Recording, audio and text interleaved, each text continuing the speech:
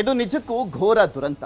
ಗಣೇಶ ವಿಸರ್ಜನೆಯ ಸಂದರ್ಭದಲ್ಲಿ ಮೆರವಣಿಗೆ ಮಾಡ್ತಾ ಇದ್ದಂತವರ ಮೇಲೆ ಟ್ರಕ್ ಹರಿದು 10 ಮಂದಿ ಸಾವನ್ನಪ್ಪಿದ್ದಾರೆ. ಉತ್ತಮ ಭವಿಷ್ಯವನ್ನ ಕಟ್ಕೊಳ್ಬೇಕಾಗಿದ್ದಂತ ವಿದ್ಯಾರ್ಥಿಗಳೇ ಸಾವನ್ನಪ್ಪಿದ್ದಾರೆ.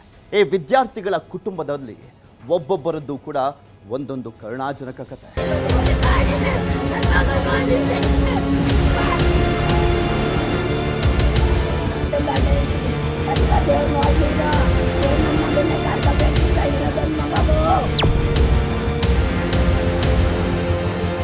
ಬಂತು, ಅಪ್ಪಳಿಸ್ತು, ಬಲಿ ತಗೊಳ್ತು.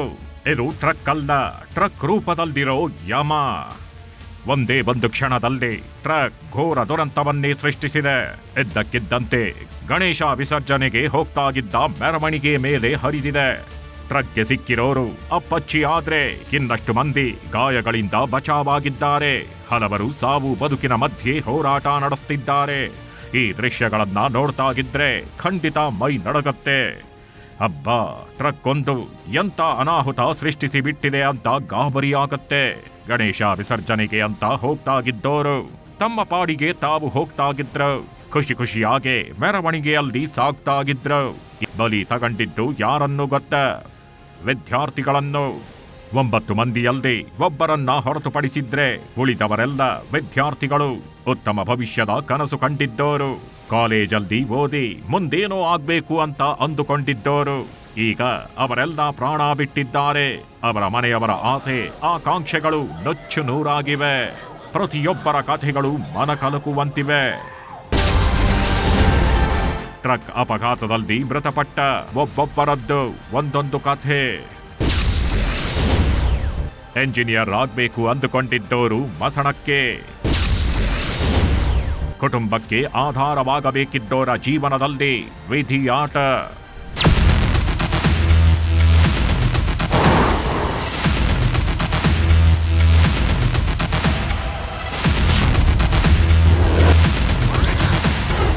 ಎಸ್, ಹೃದಯ ವಿದ್ರಾವಕ. ಒಂದು ಬಾರಿ ಇವರನ್ನ ನೋಡಿ. ಇವರಲ್ಲಿ ಯಾರಿಗೂ 25 ವಯಸ್ಸು ದಾಟಿಲ್ಲ. ಇನ್ನು ಓದೋ ವಯಸ್ಸು. ಇನ್ನು ಕೆಲವು ವರ್ಷಗಳಲ್ಲಿ ಅವರೆಲ್ಲ ತಮ್ಮ ವಿದ್ಯಾಭ್ಯಾಸ ಮುಗಿಸಿ ತಮ್ಮ ಕನಸುಗಳನ್ನ ಸಾಕಾರಗೊಳಿಸಿಕೊಳ್ಳಬೇಕಿತ್ತು. ಕುಟುಂಬದ ಹೊಣೆಯನ್ನ ಹೊರಬೇಕಿತ್ತು. ಆದ್ರೆ ವಿಧಿ ಅವರ ಲೈಫಲ್ಲಿ, ಅವರ ಮನೆಯವರ ಲೈಫಲ್ಲಿ ಆಟವಾಡಿದೆ. ಹಾಸನದ ಸರಕಾರಿ ಇಂಜಿನಿಯರಿಂಗ್ ಕಾಲೇಜಿನಲ್ಲಿ ಓದ್ತಾಗಿದ್ದ ಅವರಿಗೆ ಗಣೇಶ ವಿಸರ್ಜನೆ ಕಾರ್ಯಕ್ರಮವೇ ಮುಳುವಾಗಿದೆ. ಇನ್ನು ಒಂದಷ್ಟು ಮಂದಿ ಆಸ್ಪತ್ರೆಗಳಲ್ಲಿ ಸಾವು ಬದುಕಿನ ಮಧ್ಯೆ ಹೋರಾಡ್ತಾ ಇದ್ದಾರೆ. ಈ ಮೂಲಕ ಶುಕ್ರವಾರ ಸಂಜೆ ಘೋರ ಕೃತ್ಯವೊಂದಕ್ಕೆ ಸಾಕ್ಷಿಯಾಗಿದೆ. ಮೃತರ ಮನೆಗಳಲ್ಲೂ ಕೂಡ ನೀರವತೆ ಸಾಕ್ಷ್ಯ ಕೊಡ್ತಿವೆ. ಮೃತರು ಮತ್ತು ಮೃತರ ಮನೆಗಳು ಕರುಳು ಹಿಂಡೋ ಕಥೆಗಳನ್ನ ಹೇಳ್ತಿವೆ.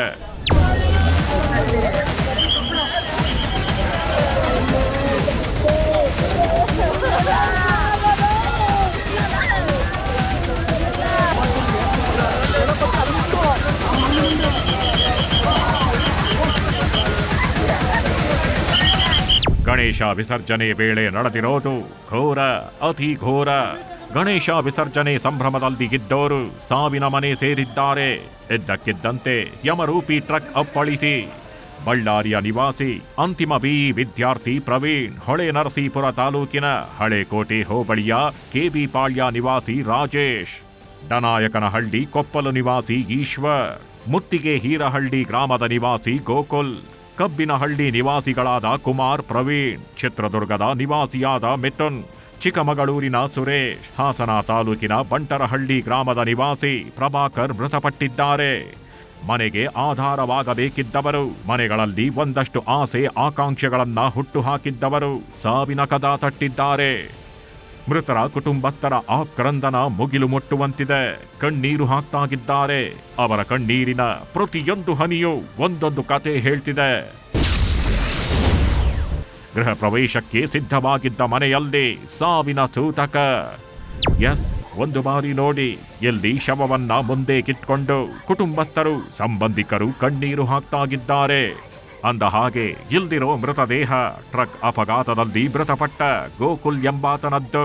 ಹೊಳೆನರಸೀಪುರ ತಾಲೂಕಿನ ಮುತ್ತಿಗೆ ಹಿರೇಹಳ್ಳಿ ಗ್ರಾಮದ ಗೋಕುಲ್ ಈ ದುರಂತದಲ್ಲಿ ಸಾವನ್ನಪ್ಪಿದ್ದು. ಗೋಕುಲ್ ನನ್ನ ನೆನೆದು ಕಣ್ಣೀರು ಹಾಕಿದ್ದಾರೆ ಕುಟುಂಬಸ್ಥರು. ಇಡೀ ಗ್ರಾಮದಲ್ಲೇ ನೀರವ ಮೌನ ಆವರಿಸಿದೆ. ಮೃತ ಗೋಕುಲ್ ಮನೆಗೆ HD ರೇವಣ್ಣ ಭೇಟಿ ನೀಡಿ ಪೋಷಕರಿಗೆ ಸಾಂತ್ವನ ಹೇಳಿದ್ರು. ರೇವಣ್ಣ ಮುಂದೆ ಕಣ್ಣೀರಿಟ್ಟ ಗೋಕುಲ್ ತಂದೆ ತಾಯಿ ತಮ್ಮ ಅಳಲನ್ನ ತೋಡಿಕೊಂಡಿದ್ದಾರೆ. ಗೃಹ ಪ್ರವೇಶ ಮಾಡಬೇಕು ಅಂತಿದ್ದ ಮನೆಯಲ್ಲಿ ಸೂತಕದ ವಾತಾವರಣ ನಿರ್ಮಾಣವಾಗಿದೆ.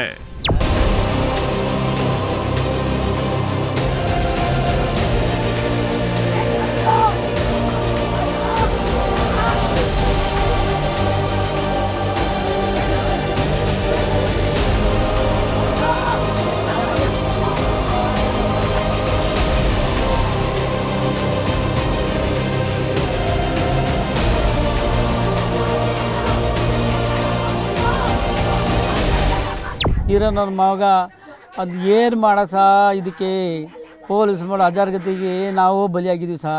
ಇಲ್ಲ ಹಾಕದ ಮುಂದ್ಗಡೆ 4 ಜನ ನಿಲ್ಲಿಸಿದ್ರೆ ಎಷ್ಟು ಜನ ಉಳಿದಾರೆ ಸಹ. ಇರೋನು ಹಬ್ಬ ಸರ್, ನನಗೆ ಏನು ಸಹ ನನ್ನ ಜೀವನ ಮಾಡೋದು ನನಗೆ ಆಧಾರನೇ ಅವನು ಸಹ. ಜೀವ ಸಹ ಅದು ನನ್ನ ಜೀವ. ಯಾರಿಗೋಸ್ಕರ ಕಷ್ಟಪಡ್ತಿದ್ದೆ ಸಹ, ಇಷ್ಟಲ್ಲ ಬರೀ ಕೂಲಿ ಕೆಲಸ ಮಾಡ್ಕೊಂಡು ಜೀವನ ಮಾಡ್ತಾಯಿದ್ದೀನಿ ಸಹ. ದಯವಿಟ್ಟು ನನಗೆ ಏನಾರು ಒಂದು ಆಧಾರ ಮಾಡಿಕೊಡ್ಲೇಬೇಕು ಸಹ.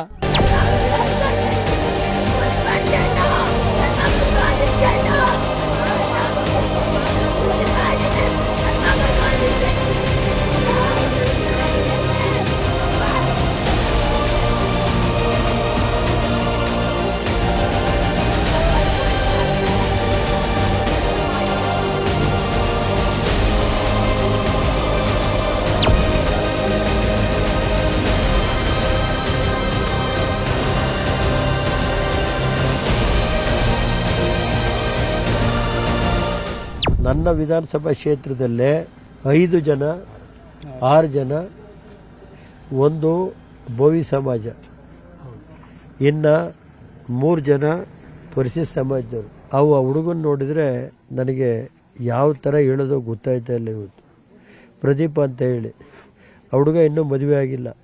ನಮ್ಮ ದನಕಳ್ಳಿ ಕೊಪ್ಪಲು, ಬುಡೂರು ಕೊಪ್ಪಲು ಕೂರೂರು ಸಮಾಜದವರು.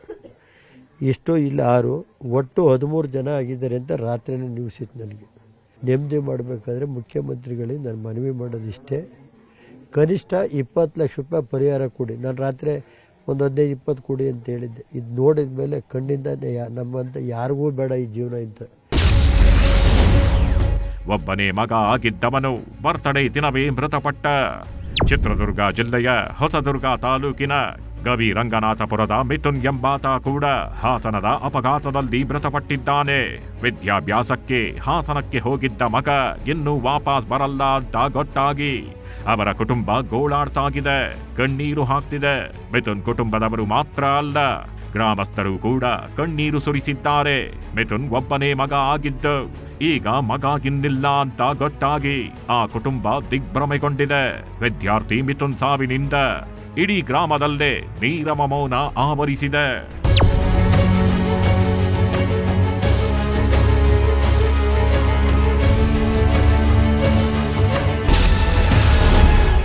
ಊರ ಹಬ್ಬಕ್ಕೆ ಬರ್ತೀನಿ ಅಂದವನು ಬರಲೇ ಇಲ್ಲ. ಮಿಥುನ್ನದ್ದು ಒಂದು ಕಥೆ ಆದ್ರೆ ಅದೇ ದುರಂತದಲ್ಲಿ ಮೃತಪಟ್ಟ ಈಶ್ವರ್ ಎಂಬಾತನದ್ದು ಮತ್ತೊಂದು ಕಥೆ. ಈತನಿಗೆ ಜಸ್ಟ್ 17 ವರ್ಷ ವಯಸ್ಸು. ಹೊಳೆ ನರಸೀಪುರ ತಾಲೂಕಿನ ಟನಾಯಕನಹಳ್ಳಿ ಕೊಪ್ಪಲು ಗ್ರಾಮದವನಾದ ಈಶ್ವರ್ ಹಾಸನದ ಪ್ರೈವೇಟ್ ಕಾಲೇಜಿನಲ್ಲಿ ಡಿಪ್ಲೊಮಾ ವ್ಯಾಸಂಗ ಮಾಡುತ್ತಿದ್ದ. ಶುಕ್ರವಾರ ಈಶ್ವರನ ಊರಲ್ಲಿ ಹಬ್ಬ ಆಗಿತ್ತಂತೆ. ತಂದೆ ರವಿ ಅವರು ಮಗನಿಗೆ ಫೋನ್ ಮಾಡಿ ಹಬ್ಬಕ್ಕೆ ಕರೆದಿದ್ರಂತೆ. ಆದ್ರೆ ಈಶ್ವರ್ ಕಾಲೇಜಿನಲ್ಲಿ ಆರ್ಕೆಸ್ಟ್ರಾ ಆಗಿದೆ, ಗಣೇಶ ಮೆರವಣಿಗೆ ನೋಡ್ಕೊಂಡು ಬರ್ತೀನಿ ಅಂತ ಹೇಳಿದ್ದಂತೆ. ಆದ್ರೆ ಕೊಟ್ಟ ಮಾತಿನಂತೆ ಅವನು ಊರ ಹಬ್ಬಕ್ಕೆ ಬರಲೇ ಇಲ್ಲ. ಈಗ ಈಶ್ವರನನ್ನ ನೆನೆದು ಮನೆಯವರು ಕಣ್ಣೀರು ಹಾಕ್ತಾಗಿದ್ದಾರೆ. ಕಡು ಬಡತನದಲ್ಲಿ ಓದಿದ್ದ ಪ್ರವೀಣ್ ವಿಧಿಯಾಟಕ್ಕೆ ಬಲಿ. ಟ್ರಕ್ ಅಪಘಾತದಲ್ಲಿ ಹೆಚ್ಚಿನ ಸಂಖ್ಯೆಯಲ್ಲಿ ವಿದ್ಯಾರ್ಥಿಗಳೇ ಪ್ರಾಣ ಕಳೆದುಕೊಂಡಿದ್ದಾರೆ. ಬಳ್ಳಾರಿ ಮೂಲದ ಎಂಜಿನಿಯರಿಂಗ್ ವಿದ್ಯಾರ್ಥಿ ಪ್ರವೀಣ್ ಕುಮಾರ್ ಸಹ ಸಾವನ್ನಪ್ಪಿದ್ದಾರೆ. ಕಿತ್ತು ತಿನ್ನೋ ಬಡತನದಲ್ಲೂ ಪ್ರವೀಣ್ ತಾಯಿ ಮಗನನ್ನ ಓದಿಸ್ತಾಗಿದ್ಲು. ಕೆಲ ತಿಂಗಳಲ್ಲಿ ಪ್ರವೀಣ್ ಇಂಜಿನಿಯರಿಂಗ್ ಮುಗಿಯಿತಿತ್ತು. ಆದ್ರೆ ಈಗ ಕೆಲವು ನಿಮಿಷಗಳ ಅಪಘಾತಕ್ಕೆ ಇಂಜಿನಿಯರ್ ಆಗಬೇಕಿದ್ದವನು ಬಲಿಯಾಗಿದ್ದಾನೆ. ಮಗನನ್ನ ಕಳೆದುಕೊಂಡ ತಾಯಿ ಕಣ್ಣೀರು ಹಾಕ್ತಾಗಿದ್ದಾಳೆ.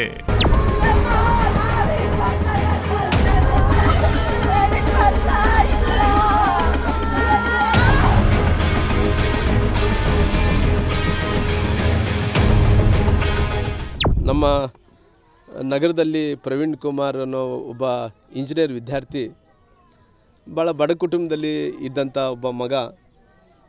ಅವರು ಇಂಜಿನಿಯರ್ ಓದಂಥ ಟೈಮಲ್ಲಿ ಬಗಲ್ಗಡೆ ಮನೆಯವರು, ಅಕ್ಕಪಕ್ಕದವ್ರು ಎಲ್ಲರೂ ಕೂಡ ಅವ್ರಿಗೆ ಏನನ್ನ ಸಹಾಯ ಅಂದರೆ ಅವ್ರಿಗೆ ಎಜುಕೇಷನ್ಗೆ ಫೀ ಆಗಿರ್ಬೋದು, ನಂತರ ಪಠ್ಯ ಪುಸ್ತಕಗಳಿಗೆ ಆಗಿರ್ಬೋದು, ಅವ್ರಿಗೆ ಬೇಕಾದಂಥ ಎಕ್ವಿಪ್ಮೆಂಟ್ಸು, ಆ ಜಾಮಿಟ್ರಿಕಲ್ ಬಾಕ್ಸು ಅವು ಇವು ಎಲ್ಲ ಕೂಡ ಆ ಸುತ್ತಮುತ್ತಲಿದ್ದಂಥವರೇ ಅವರೇ ತೆಗೆದುಕೊಟ್ಟು ಓದಿಸಿದ್ದಾರೆ. ಅವ್ರಿಗೊಂದು ತಂಗಿ ಇದ್ದಾಳೆ, ಪ್ರವೀಣ್ಗೆ ಅಕ್ಕ ಇದ್ದಾಳೆ. ಆಮೇಲೆ ಅವ್ರಿಗೆ ತಾಯಿ ಇದ್ದಾರೆ, ತಂದೆ ಇಲ್ಲ. ಹಂಗಾಗಿ ಭಾಳ ಬಡ ಕುಟುಂಬದಲ್ಲಿ ಅವನು ಬೆಳೆದಂಥವನು. ಉಸಿರು ಚೆಲ್ಲಿದ ಸುರೇಶ, ಸಿಟಿ ರವಿ ಸಾಂತ್ವನ. ಚಿಕ್ಕಮಗಳೂರಿನ 19 ವರ್ಷದ ಸುರೇಶ್ ಕೂಡ ಹಾಸನದ ಗಣೇಶೋತ್ಸವ ದುರಂತದಲ್ಲಿ ಉಸಿರು ಚೆಲ್ಲಿದ್ದಾನೆ. ಎಂಜಿನಿಯರಿಂಗ್ ಓದುತ್ತಿದ್ದ ಸುರೇಶ್ ಗಣೇಶ ಮೆರವಣಿಗೆಯಲ್ಲಿ ಭಾಗಿಯಾಗಿದ್ದ. ಸುರೇಶ್ ನಿಧನದಿಂದಾಗಿ ಸ್ವಗ್ರಾಮ ಚಿಕ್ಕಮಗಳೂರಿನ ಮಾಣೇನಹಳ್ಳಿಯಲ್ಲಿ ನೀರವ ಮೌನ ಆವರಿಸಿದೆ.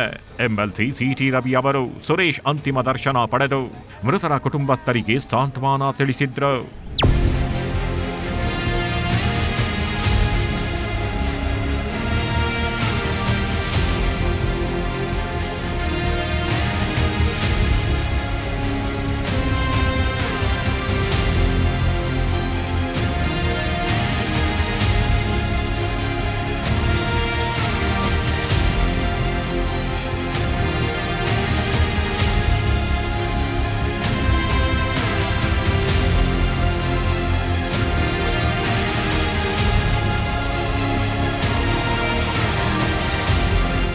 ಒಟ್ಟಾರೆಯಾಗಿ ಮೊಸಳೆ ಹೊಸಹಳ್ಳಿಯ ಇಂಜಿನಿಯರಿಂಗ್ನ 3 ವಿದ್ಯಾರ್ಥಿಗಳು ಮತ್ತು ಹಾಸನದಲ್ಲಿ ಪಿಯುಸಿ ಓದುತ್ತಿರೋ 3 ವಿದ್ಯಾರ್ಥಿಗಳು ಸಾವನ್ನಪ್ಪಿದ್ದಾರೆ.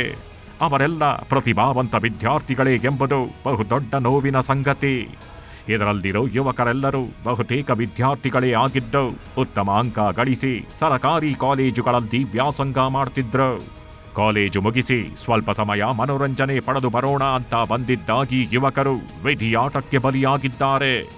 ಇತ್ತಾಗಿವರನ್ನ ನಂಬಿಕೊಂಡು ಜೀವನದ ಆಸೆ ಆಕಾಂಕ್ಷೆಗಳ ಜೊತೆ ನೋವನ್ನ ಮರೆತು ತಮ್ಮ ಮಕ್ಕಳೇ ನಮಗೆ ಆಸರೆ ಎಂಬ ಆಸೆ ಇಟ್ಟುಕೊಂಡು ಬದುಕುತ್ತಿದ್ದ ಅವರ ಪೋಷಕರಿಗೆ ಬರಸಿಡಿಲೆ ಬಡಿದಂತಾಗಿದೆ.